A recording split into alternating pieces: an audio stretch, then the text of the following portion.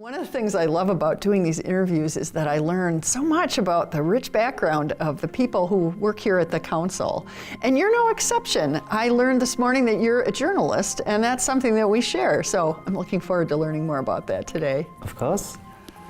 Hi, I'm Jean. Today I'm talking with Abdiaziz Ibrahim. He's an outreach coordinator for Metro HRA. And we'll be learning all about his job and what he's done before he came to the council.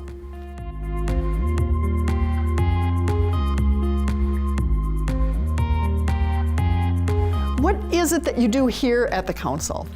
I am an outreach coordinator, which means my job is to create a good partnership with landlords, reach out to landlords, and have ready renters for the Housing Choice Voucher Program. We have close to 7,000 voucher holders, anywhere between 6,800 to 7,000.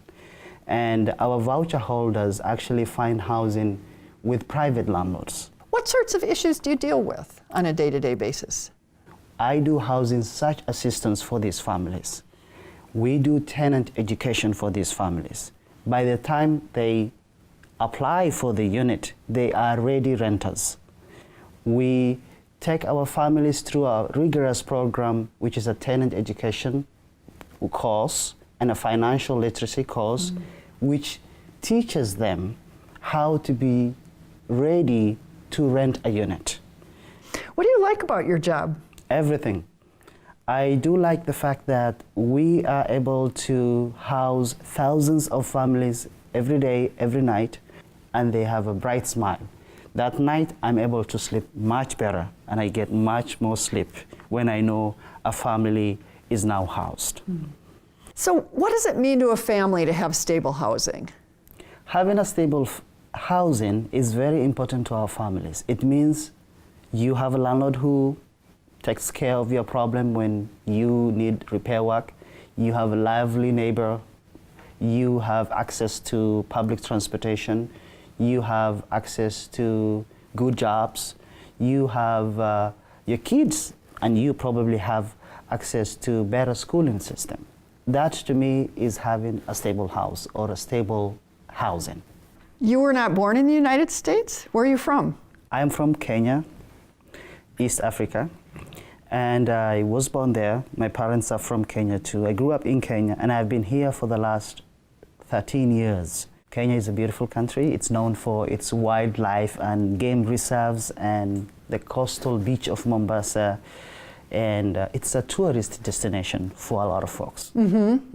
Well, in 2012, I went to Kenya for an international Quaker conference. One of the things that impressed me the most about Kenya was the people. People were so friendly, so warm. I mean, from the moment we got off the plane in Nairobi, it was really a joy. We met so many wonderful people there. Of course. And then people are actually friendly in Minnesota too. So when I came to Minnesota, it's Minnesota nice. People are always willing to go out of their way to help you if you have questions. Adjusting to life here in United States has been really smooth for me. I think the best thing that I did was to choose Minnesota as a home. It's really nice living here. Actually, in the Twin Cities, people are very friendly and very supportive and very nice. Tell us a little bit about your background in journalism.